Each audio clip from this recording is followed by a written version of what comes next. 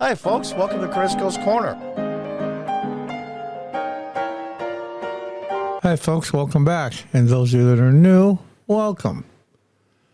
Harris breaks silence after GOP leaders say anti-Trump rhetoric risks inviting another assassination attempt. A bit in the base and irresponsible rhetoric that endangers both American lives and institutions, said McConnell and Johnson, the Speaker and the Minority Leader in the Senate. Now, I'll tell you the truth, that's a lot of bull blank. I don't think that Johnson or McConnell want Trump to be killed. I don't think that at all. They just don't like him, period. So let's read on.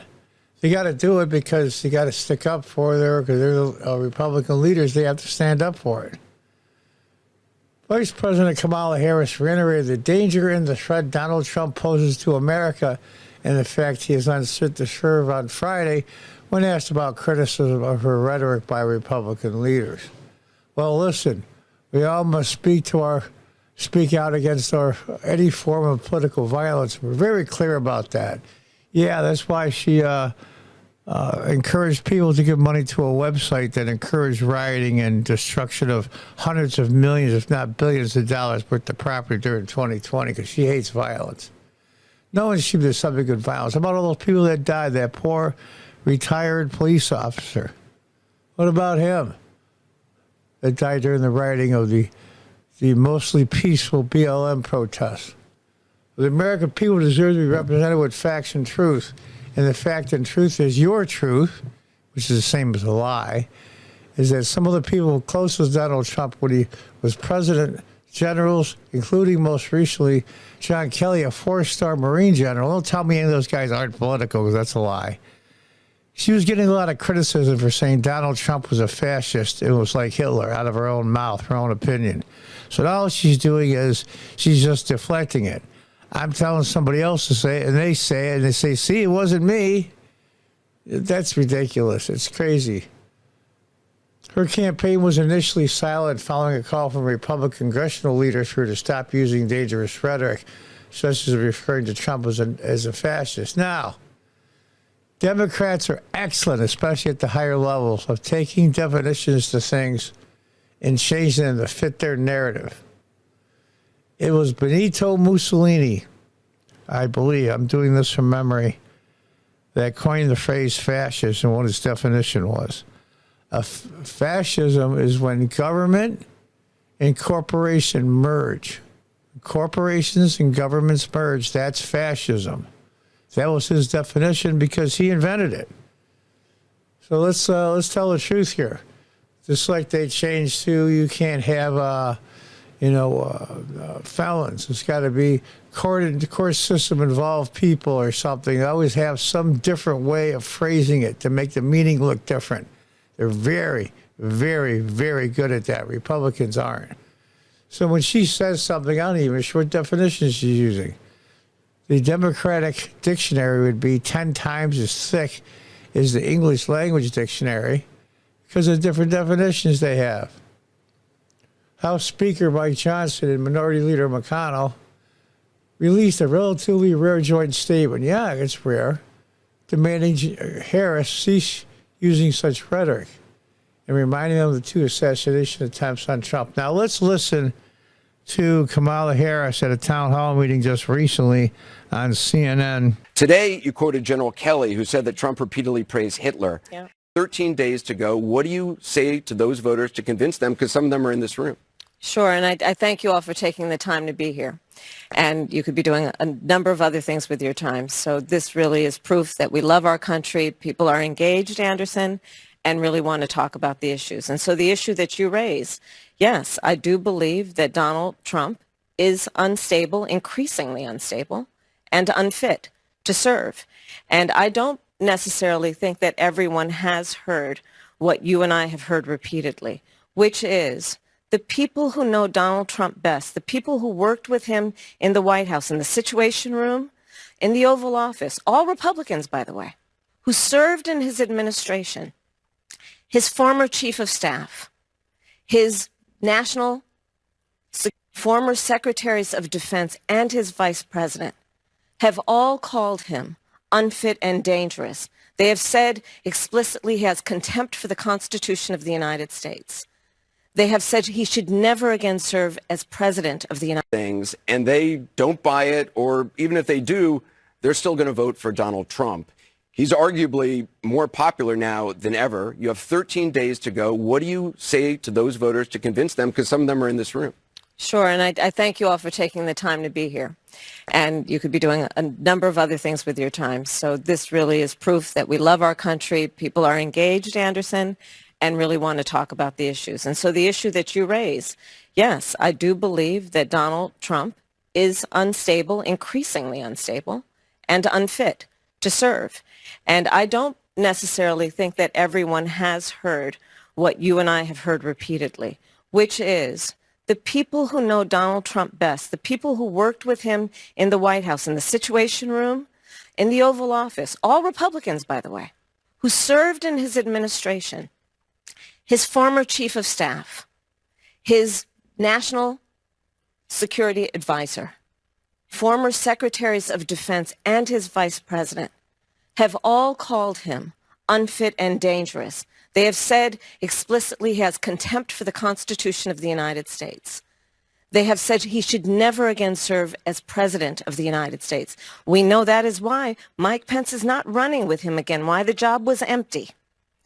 And then today we learned that John Kelly, a 4-star Marine general, who was his longest-serving chief of staff, gave an interview recently in the last 2 weeks of this election talking about how dangerous Donald Trump is. And I think one has to think about, why would someone who served with him, who is not political, a 4-star Marine general, why is he telling the American people now? And frankly, I think of it as he's just putting out a 911 call to the American people. Understand what could happen if Donald Trump were back in the White House. Now, did you hear that? Hear what she had to say? Oh, it's always somebody else. It's never her. It's never her people. It's never Biden. It's never Obama. It's never her. It's never any of them. See, listen, even the own people that work for Trump says he's dangerous. Well, 3/4 of them got fired. The rest of them were pushed out. And let's tell the truth here. What do you think? Somebody's going to fire me from one of the top positions in the country, and I'm not going to be a little miffed about it? Vice President Harris may want the American people to entrust her and the sacred duty of the executive authority, but first, she must abandon the base and irresponsible rhetoric. Yeah. We both have been briefed on the ongoing, persistent threats to former President Donald Trump by adversaries of the United States. The statement noted, only fan the flames. That's true. I mean, I want you Democrats out there, you anti-Trump people, or Trump derangement syndrome people, to think of one thing. Take whatever's going on in the world at the time, in this case, the rhetoric about Trump being a fascist, and I want you to switch it. So the Republicans were doing that, and they were behind in the polls in the presidency and losing. And this was their last grasp at trying to salvage their base and keep relevant and even in the election. During the CNN town hall last week, Harris told host Anderson Cooper that those who believe in generational wealth, Anderson Cooper's mother was a Vanderbilt, or the Vanderbilts from New York. They're not so rich anymore, so rich people do lose their fortunes over time. There's very few that have it. So those wondering out there about generational wealth. Yes, I do, she told Cooper. She agreed with retired General Milley. This is the same moron that Trump said he thought he was effing stupid, effing idiot. He left all those billions of dollars in military equipment behind in Afghanistan and just left and gave it to the Taliban. That General Milley. Retired General Milley, who described Trump as a fascist of the core in journalist Bob Woodward's latest book. Oh, well, I'll bet you. We'll see if he says that under oath. How's that? It's funny how when they quote people in a book or articles and then they're under oath, how the tune changes. Harris further referred to new interviews with Trump's former chief of staff, John Kelly, in the New York Times, which Trump said certainly falls into the general definition of fascism. What the hell does that mean in English? General definition. Kelly further claimed Trump told him once that Hitler did some good things. Trump has denied saying this. Of course he has. According to Kelly interview, he felt the need to speak out because of the recent comment Trump made in an interview on Fox News. Trump was asked about certain concerns with regards to chaos on Election Day. The host noted that recent plot by an Afghan refugee was foiled. I think the bigger problem is the enemy from within. Now, he's not talking about rounding up millions of people and putting them in camps like the Nazis did. Nazi and fascist is not the same. It is not the same. I don't think they have a problem with it in terms of Election Day. The thing of it is, though, enemies from within. I mean, in all fairness, look since Jimmy Carter and Richard Nixon, have we had enemies within our government that are trying to undermine our country? Absolutely. I call those enemies within. We have some sick people, radical left lunatics, Trump said. It would be very easily handled by, if necessary, by National Guard or, if really necessary, by the military. Well, yeah. I mean, look at the rioting around the Democratic National Convention during the Vietnam War. Use that for an example. According to Johnson McConnell, most recent and most reckless invocations of the darkest evil of the 20th century seem to dare it to boil over. Nobody dares to boil over. This has been brewing for a long time. Not Nazism and not fascism, but the split in our country. It's been a very, very long time. 1860s to be exact. 160 years. Remember, it was only 407 when Lincoln gave his Lincoln Gettysburg Address, right in the middle of the war in 63. 4 score, for those you're wondering, are 80. A score is 20.